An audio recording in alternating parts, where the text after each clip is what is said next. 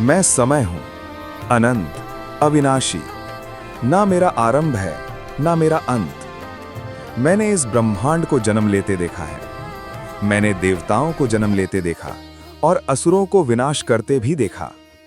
युग आते हैं, युग जाते हैं, लेकिन हर युग में एक कहानी जन्म लेती है। एक ऐसी कथा जो संसार को धर्म का मार्ग दिखाती है। आज मैं तुम्हें उसी महान कथा के आरंभ तक ले जाऊंगा। एक ऐसी कथा जिसे संसार रामायण के नाम से जानता है। यह कथा केवल एक राजा की नहीं है। यह कथा धर्म की है, मर्यादा की है और मानवता के सर्वोच्च आदर्श की है। और इस अमर कथा को शब्दों में ढाला एक महान ऋषि ने करे। इनका नाम था महर्षि वाल्मीकि।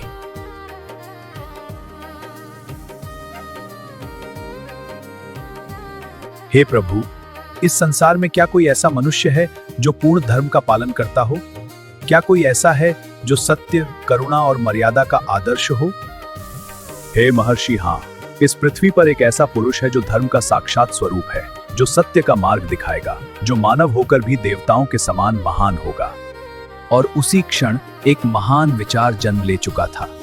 एक ऐसी कथा जो केवल इतिहास नहीं बनेगी, बल्कि मानवता का मार्गदर्शन करेगी। मानिषाद प्रतिष्ठान त्वमगमः शाश्वती समा। और इसी पीड़ा से जन्म लिया संस्कृत का पहला श्लोक और वहीं से प्रारंभ हुई रामायण की रचना। मैं इस कथा को लिखूंगा ताकि आने वाली पीढ़ियां धर्म का मार्ग जान सकें।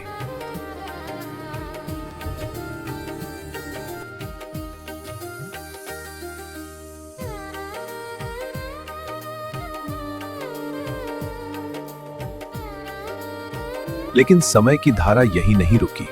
युग बीतते गए, सभ्यताएं बदलती गईं और फिर एक नया युग आया, भक्ति का युग। इस प्रकार महर्षि वाल्मीकि ने राम की कथा को शब्दों में अमर कर दिया।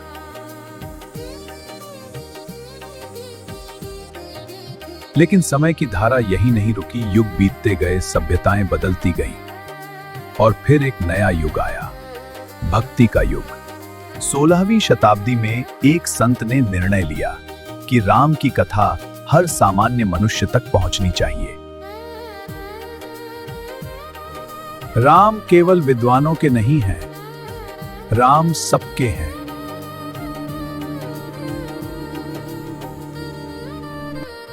और इस प्रकार तुलसीदास ने राम की कथा को लिखा जनता की भाषा में, अवाधी। कहते हैं कि एक रात यह ग्रंथ मंदिर में रखा गया और सुबह जब द्वार खुले तो यह सबसे ऊपर पाया गया। एक ऋषि ने इसे लिखा धर्म की भाषा में और एक संत ने भक्ति की भाषा में। इस प्रकार राम की कथा युगों से निकलकर जन जन की आवाज बन गई। यह कथा उस समय की है जब धरती पर धर्म और अधर्म का संतुलन डगमगाने लगा था।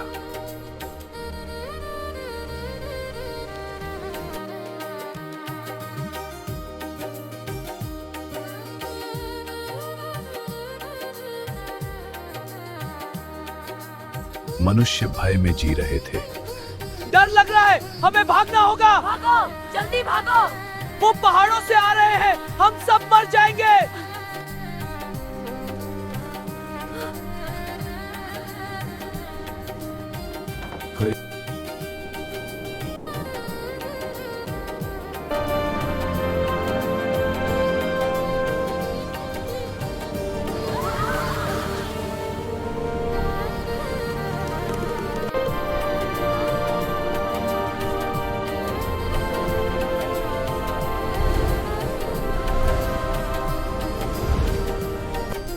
लंका का राजा महाबली, अत्यंत विद्वान,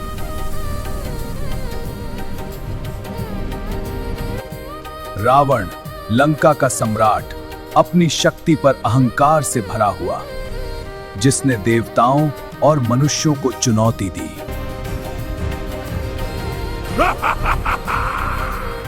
हो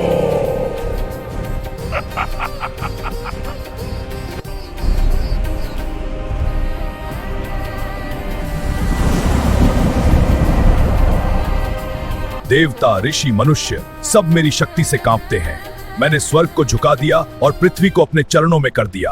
अब इस सृष्टि में मेरे समान कोई नहीं। जय लंकेश्वर,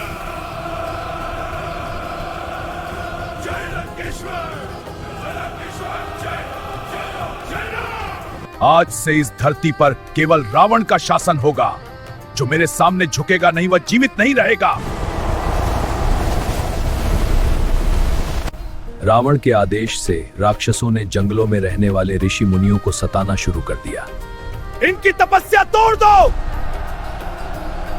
रावण के आदेश से राक्षसों ने जंगलों में रहने वाले ऋषि मुनियों को सताना शुरू कर दिया।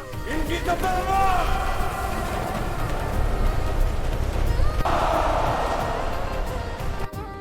हे प्रभु, यह अन्याय कब तक सहेंगे हम?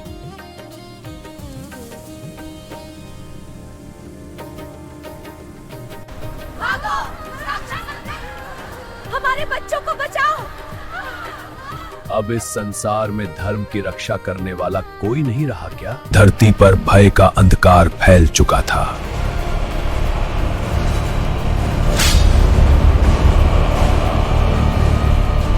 यदि रावण को नहीं रोका गया तो तीनों लोग संकट में पड़ जाएंगे। हाँ इंद्रदेव। तो फिर देर न करें। रावण को रोकने के लिए हमें तुरंत कदम उठाना होगा।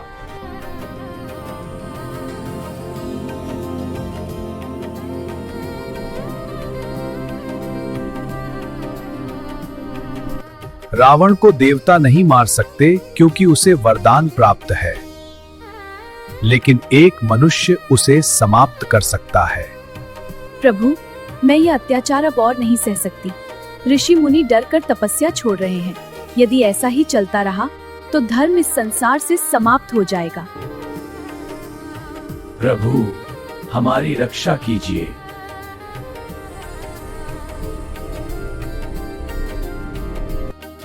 हे नारायण, अब केवल आपका अवतार ही इस संसार को बचा सकता है।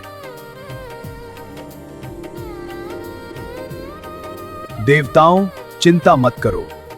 अधर्म चाहे जितना बढ़ जाए, उसका अंत निश्चित है। रावण ने अपने अहंकार में मनुष्य को तुच्छ समझा, इसलिए उसने वरदान मांगते समय मनुष्य से मरने का भय नहीं मांगा। तो क्या प्रभु? हाँ, मैं पृथ्वी पर मानव रूप में जन्म लूंगा और उसी मानव रूप में रावण के अहंकार का अंत करूंगा।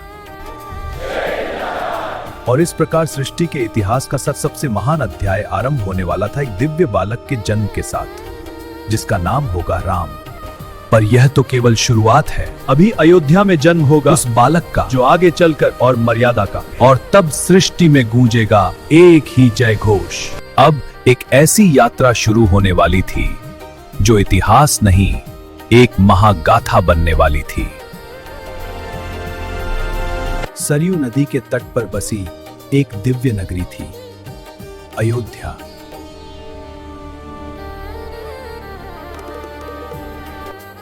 मेरी प्रजा ही मेरा परिवार है, उनकी रक्षा करना ही मेरा धर्म है। लेकिन राजा दशरथ के जीवन में एक कमी थी। उनके पास सब कुछ था, परंतु उनके पास कोई उत्तराधिकारी नहीं था। राजा, क्या हमारी गोद कभी नहीं भरेगी?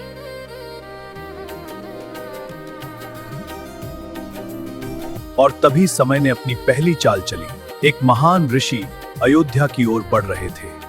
उनका नाम था विश्वामित्र। अभी तो ये केवल आरंभ है।